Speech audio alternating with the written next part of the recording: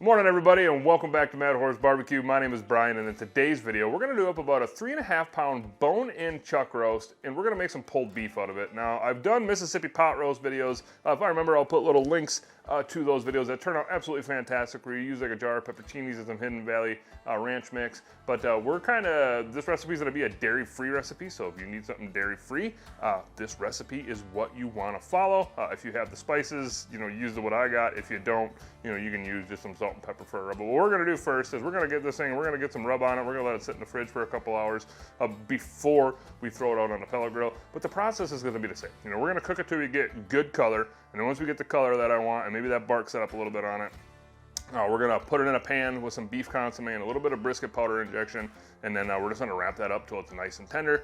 Remember with the chuck roast, if you want pulled beef with a chuck roast, or even that matter, pulled beef with a brisket, you wanna take it way above and beyond probe tender. And by that I mean, probe tender sometimes can be 204, 205, but it's not gonna quite pull. So you're gonna pretty much, if you're shooting for an internal for pulled beef, I think you're gonna want more or less at a 210 to 214 range. If that seems a little high, do 204 and have fun chopping your beef. But anyways, without further ado, let's get into seasoning up this chuck roast. All right, guys, like I said, here is the bone-in chuck roast. You can see we got a nice long bone right there. Really nice marbling on this piece of meat. Pretty excited to cook it. I actually got it from my girlfriend's dad, who got like a quarter of beef from a local butcher around the area that we live in. But here it is, so let's go ahead and get some rub on it. First thing we're gonna do is we're gonna take a little bit of W sauce just for a little binder.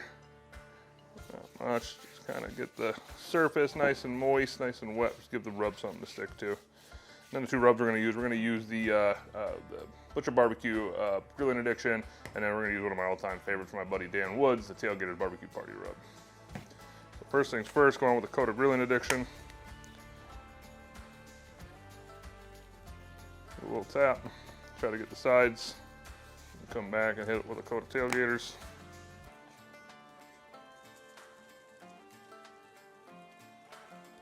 And then flip it over and do the same to the other side.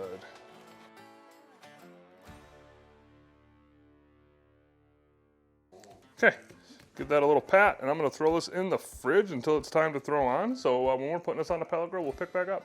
All right, guys, down at the Z Grills yet again, you can see I have a cold weather cover for it. Now, cold weather covers where I'm at, are they necessary? No, this thing will run just fine without it. But what it really does help out with is pellet consumption. I'm in Southwest Minnesota. It's about 15 degrees right now. And I can tell you this grill's gonna run a little more consistently and economically, I guess, with this cold weather cover on, obviously because you're not going through so much pellets when it's that cold out. So if you don't wanna buy a cold weather cover, you can just get like a welding blanket and throw it on there. But I am an affiliate for Z Grills, so they sent me a cold weather cover, so I will leave links to everything down in the description. But let's go ahead. We're gonna run at 300 a day. A lot of the times when I do these pulled beef videos, I'll do like I'll do them low and slow, but today we're gonna do a little hot and fast. So we got the pellet grill set to 300. Go ahead, get the chuck roast on.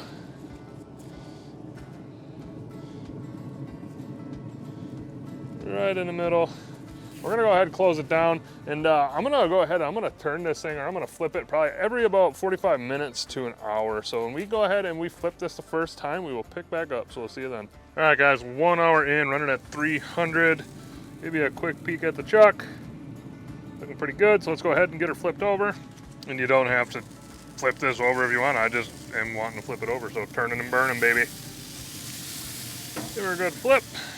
Close it down, probably let it go for another 45 minutes or an hour, and I'm thinking it might be time to pan it at that time. So we'll probably pick back up here in about 45 minutes or an hour or so. All right, guys, got the chuck roast here. It's been on for exactly 2 hours. Did a little bit of turning on it, halfway through, and this is what it looks like as of right now. Internal temp is at like 160. So what I'm gonna do is I already got it in a pan, and then I'm gonna do a little bit of liquid in there. I got a mason jar here. This is 1 can of beef consomme, 1 can of water, and then 1 of the scoops of the Butcher Barbecue Prime Brisket Injection. Gives it a really nice flavor to it. And to me, if I'm doing something like this for pulled beef and I don't want it to taste like a pot roast, like I really enjoy beef consomme. It's just got more of a rich flavor.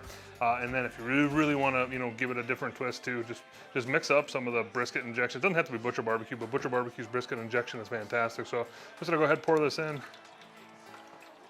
Let her go swimming.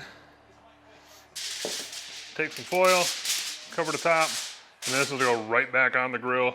until it's done. So not much more to see during this cook. So we will pick back up when we're shredding into it. All right, guys, we are back, and it's time to eat real quick. Let's go ahead and get this thing uncovered. Go over to cook times. 2 hours on, 2 hours in here. Total right around 4 hours a day. And remember, when you're doing pulled beef, you want it to be probe tender plus an hour pretty much. So, I mean, you know, this thing was pretty probe tender right at about 204, 205, but it was still a little, you know, I knew it wouldn't pull very nice. Oh, man, look at that. But, so I took it up to about 212. So I took it up to about, I think internal on this was 211, 212, maybe even 213 in some spots when I was done. But the important part is when I put that probe in there, like it legitimately felt like you weren't putting it through anything. And that's what you want for pulled beef. But I guess first things first is weird, you know, maybe we can do that bone pull test on a bone-in chuck roast, but that would be a clean bone. That's pretty cool. Can't say I've ever done a bone-in chuck roast before. And whoop, we got another bone there. 2 bones. A little more rough there, but oh, there's some cartilage there too, that's why. Again, really good pull. And I'm just gonna move this chuck roast onto this tray because I'm gonna run this through a fat separator and make some gravy out of it. So let's move over to a tray. Go ahead and just see how she shreds. And oh yeah, it just shreds really nice. God, it smells fantastic.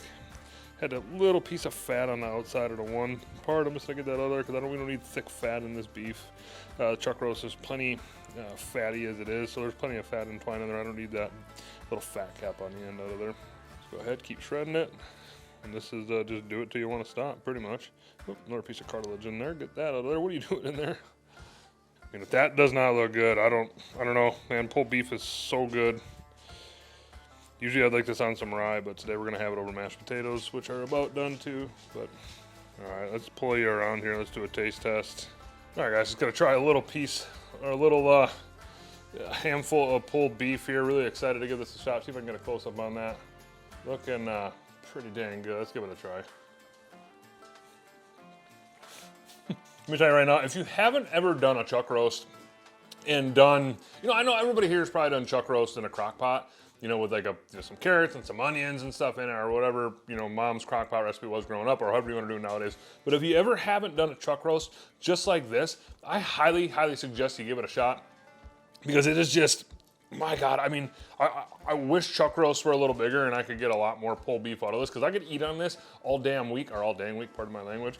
But, you know, the 2 rubs on there, you know, the Butcher Barbecue Grilling Addiction combined with the Tailgaters Barbecue Party rub, absolutely fantastic. Z Grills ran like a champ as always. Second favorite pellet grill I got in my arsenal. And then, you know, just going a little above and beyond with the wrap liquid. You could pull this, you know, you could take it all the way on there if you want to get it really barky and not even wrap it. But with the wrap liquid, just doing the consomme, a little bit of water, and then some, you know, excuse me, and then some, I use the Butcher Barbecue Prime Brisket injection powder right in the, you know, right in the wrap liquid. It just gives it a completely, like, non-traditional flavor, if that makes sense. So now besides that, I'm gonna go ahead and sign off. Vikings got a big win today, 10-2. I got a lot more gray hairs. I get them every week watching them. But anyways, I really, really, really appreciate you guys and girls watching. And see you in the next video.